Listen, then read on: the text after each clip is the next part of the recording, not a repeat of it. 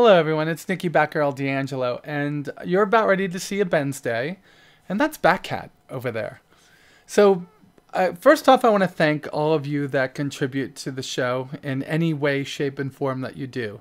And by contributing, I mean that you watch the show, that you send in questions, that you put in comments at the end of it, that you click likes, and that you post it inside of whatever threads you frequent inside of RSI's website. But today we had kind of a little snafu. Sorry, a little bit of a snafu. You're going to watch the video and you're going to notice that there weren't a lot of questions answered. I kept trying, but what happened was that Chris had, they had their monthly subscriber reverse the verse today, and Chris showed up and answered all the questions that I had for the show today. So what I need to task you all with is getting me questions each week. So think of it this way. Every week, Ben joins me for Bensday. I also have had David Haddock. I've had David Ladyman. I've had Sandy. Well, Ask Sandy is its own show once every month or so. But I've had other people on my show, and I've asked them questions, your questions, and we've gotten through them. So what I really need is to have some consistent questions. And there's been a lot of you that are giving them to me every week. And thank you, folks like Cosmic Trader and like Yuka Rose and, of course, you know, Pappy. And there's so many of y'all. But I would like to start building a backlog of questions. So when I do get into a situation where every question I'm asking was just answered 2 hours prior to that on a reverse to verse, so I have something else to pull from. So watch today's video, and then now I'm going to give you 2 other messages. The second message is, hey, well, you know, this weekend I'll be partying because it's my 51st birthday. Yeah, 51, not bad, right? And then I have surgery on April 5th, so there probably won't be a traditional Bensday for a couple of weeks, maybe 3 weeks. I gotta see. I'm having surgery on my thyroid. I don't even know how to explain it. If you care to see what that surgery entails, look up my other YouTube channel, which is the Sarah Maybe, TheSarahMaybe. I'm not asking you to go there. I'm just saying if you care, you can go there and see it. And then there's always another way that you can help contribute to the show.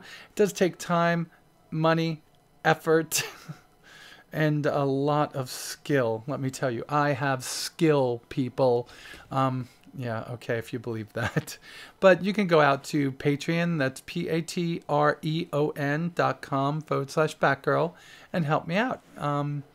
You know, those things go toward, any help that you give me goes towards buying stuff for the show and occasionally giveaways. And with that said, because I'm going away for 3 weeks, I want to have a giveaway, and this is the way I'm going to do it. If you send me in a viable question that I could ask Ben over the next 3 weeks, when I come back, I will have Ben give you a ship. Now, there is a catch to that. Not everyone's going to get a ship. I'm going to have a contest for it. I'm going to take the people that do send in viable questions, put them in a pool, and pull it. What's that ship going to be? I'll ask Ben for, I don't know. Let's say that we do whatever the next... We'll ask Ben for whatever the next concept ship is and see what he says. And if it's not that, I'll see what he is willing to give. Folks, that's all I got for you. Thank you so much, so very, very much, and watch the rest of the show. Here it goes. Wait, did I say here it goes? There it goes. Bye. Hello, everyone, and welcome to another episode of Bensday with Batgirl and Ben. Hi, Ben. How you doing this week? Hey, not too badly. I see 2.3 dropped over the weekend. Yes, that was crazy. No one thought it was going to happen. I kind of thought that there was going to be a little bit extra dropped into the PTU. I'm sure you're putting that stuff away for 2.4, I guess. Yeah, we got some surprises in the work for 2.4. Surprises? More flyable ships? Reliant? I say surprises, but anybody who saw Chris's Tim for the Chairman live stream this morning. He has a habit of giving away everything. All right. So what did he give away since I missed it? Persistence, Okay. it's stuff like that. We're hoping. Okay. He forgets to say the hoping sometimes, but hoping it'll be the first drop of persistence. Okay, cool. Because that's important because you can't go into the shops really without persistence being there, right? Yeah, persistence is closed shop. The shops are a part of persistence. And we're working on the transition to the in-game economy instead of through the website. So, okay. Cool stuff. Well, in-game economies instead of the website or in addition to? At first, in addition to, because it'll only be some shops at first. We'll transfer stuff over as we go, but hopefully it'll all be gone from the website. And then even ships? Future. Yeah, ships will be, you'll go to the ship dealer and buy them there. How will unmelts and stuff like that work at that point? Or is that the inevitable... It'll all change. It'll all change? There was a time, a very long time ago, when you guys said that when the game went live, melting and unmelting would not be acceptable anymore. Is that still the case? Yeah, live. We're going to be doing alpha UEC for a while to balance and test, and so we're able to wipe stuff for a while. But at some point we'll be live, and stuff like melting isn't immersive. You can't just change to another ship. You have to take the ship dealer, you sell it for a loss of whatever you originally paid. It's just like selling a car. Okay. So the unmelting process gets replaced with the in-game process of going to the store and switching ships and trading it. So I like the way the game is coming along. It's this constant putting in a little bit and then testing it and then changing it. I noticed that you did that with the car too. We talked about it last week. Mm-hmm. Flight models, the HUDs, all these different things. How much work is going on behind the scenes right now on the economy? Because that is something that you're going to have to... I mean, persistence is moving forward towards that, correct? Yeah, it's a crazy amount of work. But, it's kind of like multiple streams coming off of the same branch or coming towards the same branch. At some point, they'll hit and we'll have a bigger patch. Okay. Are we getting closer to a more expansive area in the Stanton system? Yes, we are. Another planet, maybe, or? Well, Chris talks about some of the tech in that his thing today. So oh, great. So don't watch my show, folks. Just watch Chris, okay? Yes, go watch Chris's thing instead of this. Yeah, hey, better watch it. I'm coming to CitizenCon. That is not going to be good. So we got 2.3, and, it was nowhere near as buggy as 2.0, 2.1, or 2.2. Mm-hmm. But there were some minor glitches going on. With these glitches that happen each time, most notably, it seems like servers slow down and then drops are still happening. How much work gets done on stability, or is stability on the back burner to getting things out? Do you know which? I swear you picked the same 5 questions we pulled from subscribers today. So I will sound really smart when I know the answer to this one. There is some work on stability on the current way things are done. Yeah. The bigger story is that a lot of the stock cry stuff is very soon to be gone. So a lot of these server dropouts, the desync issues are something that comes from how we send data from the server to the client. And that how is about to change along with the new item system. Chris explains this much better than I do, so again, watch his show instead of this. All right. There'll be links to his show in here. I'm sure that's the subscriber weekly, monthly. Yes. Reverse the verse that you guys do? But he did a good job of explaining it. So right now, when you have a Hornet, that if the game wants to tell all the clients there's going to be a Hornet there, it has to go, okay, there's a Hornet, and it has this piece, and this piece, and this piece, and this piece, and this piece, and it's separate information.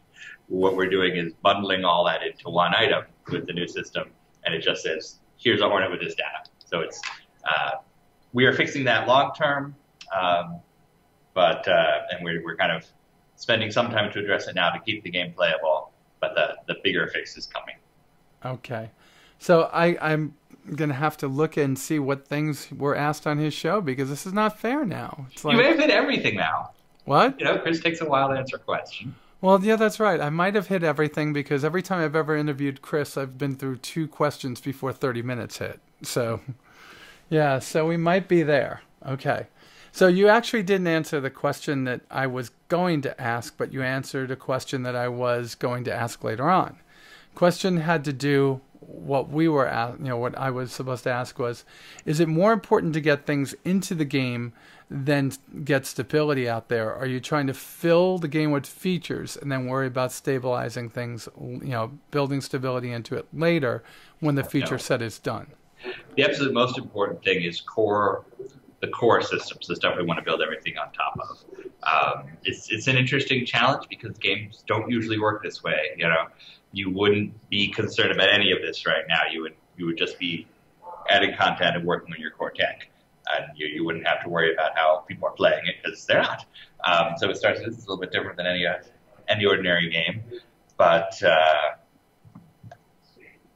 okay. Are you able to answer what the difference between multiplayer drop-in is and the persistent universe? Do they work differently, or? You thinking of the for Squadron 42? Yeah, Squadron 42 versus Star Citizen. Squadron 42, the multiplayer stuff is much, much, much simpler than anything we have to do for Squadron 40 for Star Citizen. There's no groundbreaking tech involved in multiplayer for Squadron 42. It's stuff that already works. It's the difference between, hey, 2 people play together versus, hey, we need to figure out how to get 2 million people in the same game world and having them connect and switch from grid to grid, and totally different challenge. Okay. And when people are doing this multiplayer drop-in, just to refresh some people's minds because they haven't been around as long as we have in the game universe, when multiplayer drop-in is being used, is that going to be for doing the mission set, or are they going to be a different set of missions? In other words, storyline missions or just a different section of missions? I believe they're doing kind of like a set of specific missions that you can co-op together, but I'm not sure where they landed. We had looked at initially doing, hey, the whole campaign, you could have 2 people in it. The problem there is you end up... star.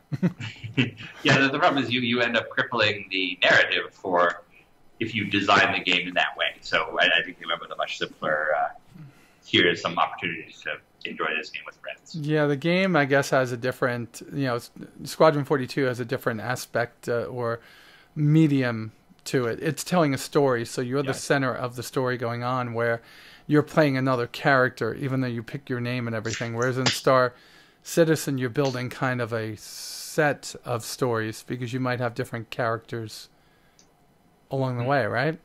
Yeah. All right. So some people asked about the Starfarer. Were any Starfarer Gemini questions asked during Chris's? No, I don't think there was any specific ship stuff, so you're safe there. Okay, Gemini. Somebody had said that the Gemini was going to be unmeltable. Is that the case? Not anything we've decided. Okay, so, and Gemini, if somebody melted it a while ago, whether it be a Gemini or Starfarer, are they going to pay the new price for it, or are they going to pay their melted price for it? It's going to work like any other ship. I believe you still pay the original price. But I'm not 100% sure how the regular Starfarer works. If you melted a Starfarer right now, isn't it still the $195? It's $195. I never had one. I did have a Starfarer to Gemini upgrade for a while, and I got rid of it. So I can actually get that back. What? Not going to be any change to the system for the Gemini. Okay. Well, I just know that you're going to put a Starfarer in my hangar on Friday for my birthday, so that's okay. Well, if you... No, I'm just kidding. You don't ask for your own birthday present. That doesn't happen. We give away ships. We don't take them. If you watched Chris's thing earlier, there's actually a Starfarer in everyone's hangar today. Oh, no. Okay. I've already been on it. That's not what I meant, but that's okay. My Lord, there's too many questions I can't ask. I sent in an email asking questions. I'd love for debate. Questions. Since there is no cargo space. This is from APJ 1986. Since there's no cargo space on some ships, like the Sabre, will ships have small weapons equipment lockers that is not considered cargo, for which you can store equipment for FPS? Yes. Isn't there a way to also, with ships that have like underwing stores, to like the real fighter jets do, carry things that could carry your stuff under there? We have not built any of those specifically, but we've thought about it. Okay. I know from when I was around jets in the Navy, when the pilots would be redeploying, they could actually put these things underneath it that would go on the pylons, and they could store all their stuff on it. I've seen those, but yeah, we do discern between personal effects, which you can carry in many ships as long as they fit, versus cargo. So. Okay. I swear I'm getting rid of like 2/3 of my questions. So, oh my lord, this is not fair. What Ben, now? What? I'm just saying I'm at the end of my questions. Well, quick, make something up. Make something up. Oh my lord. I played for a long time this weekend, and I had a great time. My biggest issue was frame rate. Frame rate was low. Do you know did Chris address frame rate issues today? He did. He did. See? That was my biggest issue. I could go and I could play most other games, even CryEngine games, and get my 60 FPS. Every time I log into this, I'm down around 15. And it seems that's server side, right? It is server side. And again, I'm just repeating what Chris said earlier, probably worse. But it's a matter of the resources in the server pulling the frame rate down there, whereas it's not an issue for the client. The clients are perfectly able to do 40 frames per second. Whereas the game server, you spot a bunch of ships at once, all this data gets sent out, and it slows to a crawl, and then you get your desyncs and your frame rate issues. Okay. The inside the persistent universe, it seems like it's been very difficult finding the weapons that were like kind of placed in yellow. Is that purposely done? Yeah, we had some folks have some exploring, have some fun, Do you have any suggestions for people that? No, I'm not exploring. Have you played yet? I haven't played 2-3.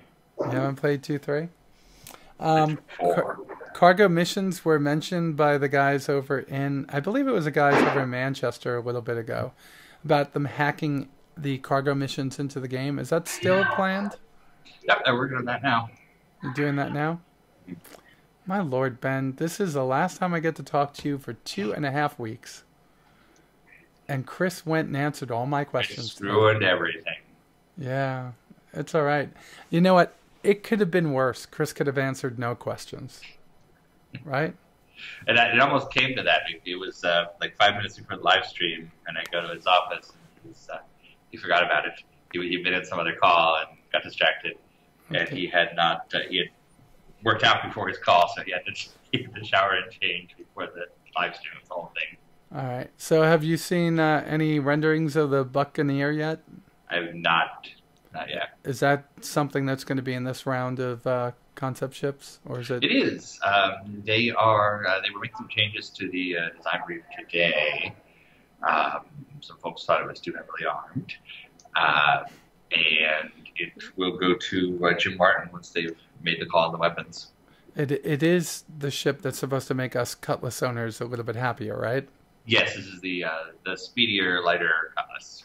So, and I guess that the Cutlass is moving more forward to being more like the Freelancer for the pirates? To some degree. I mean, it's not quite a Freelancer. I think the guys here just posted in one of the Cutlass threads about stuff we're going to do to it. Okay. Because, Drake is coming here to LA. They're going to be a whole lot of Drake work here in the next couple months. So they're trying to take some pride in it. All right. So there have been some major situations going on in Europe at this particular point. Has Sandy, yourself, or Chris started to look at any concerns that might go around terrorist attacks and going over to Cologne at this point? No. My strong feeling is you have to live your life. It's such a minuscule chance of anything happening to any one person in particular, and changing your life because of news like that is what is the goal of terrorism. So why let them win there? That makes sense. So do you think that you're going to model any terrorist attacks inside of Star Citizen? That's a weird segue. Yes, it was. I am sure there will be some nefarious groups in Star Citizen. Nefarious groups. I guess this is all stuff I got to grab David for to see if I could whittle him down and get anything out of him. So you said that, well, according to Chris on his Reverse the Verse today, this bigger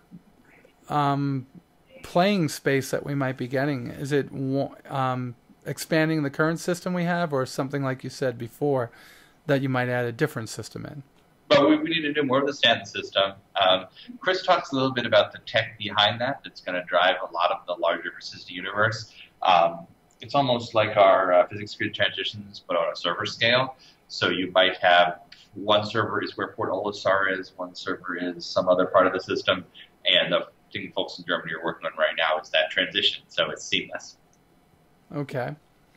And I guess with him talking about them working into persistence, that means that at some point there'll be a way for us to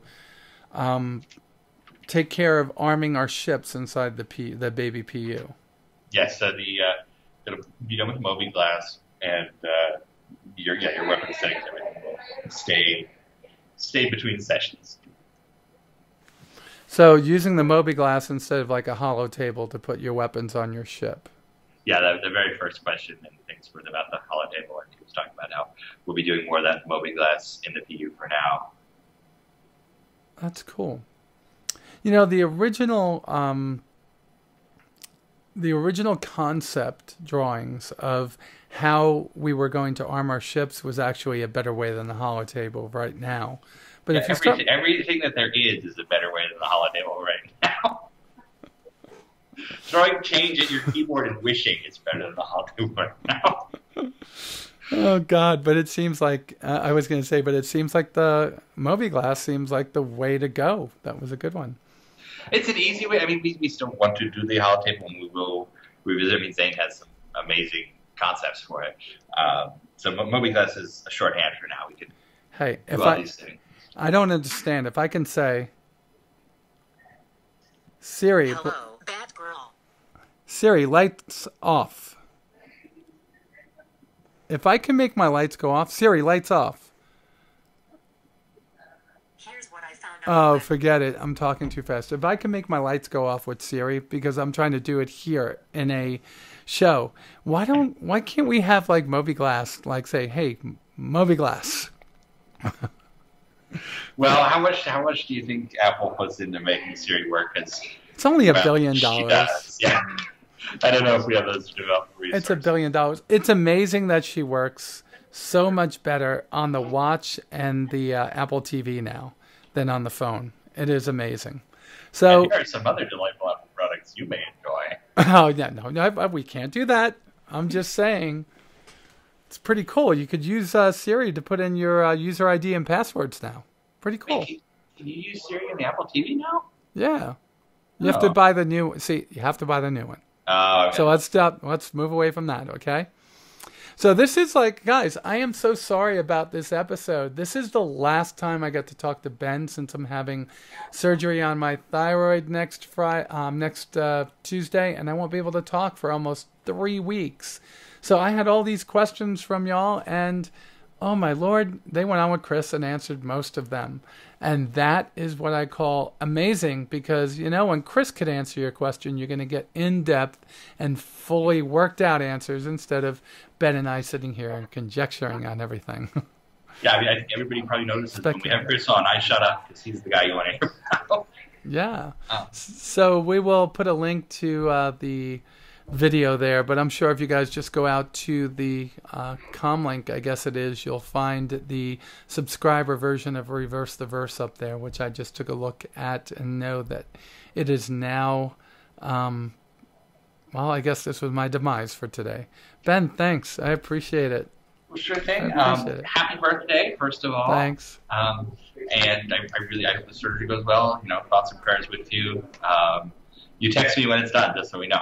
No, I will. I have an idea on what we're going to be doing. And folks, please don't stop sending in questions, all right? Even though I'm taking 2 weeks off, it doesn't mean that you're not going to send in questions, because questions need to be asked to me in the thread below or sent to starcitizenaa@gmail.com, because I have an idea of how I'm going to do Bensday when I'm off. Not next week, but the week after. And we'll pick it up from there. Ben might... he's already said yes, but I'm sure he's forgotten already about what I said that we were going to do. But it might be kind of fun. All right? And Ben, again, thanks for joining me. And with that said, folks, you all be safe out there, and I'll talk to you soon. Yeah.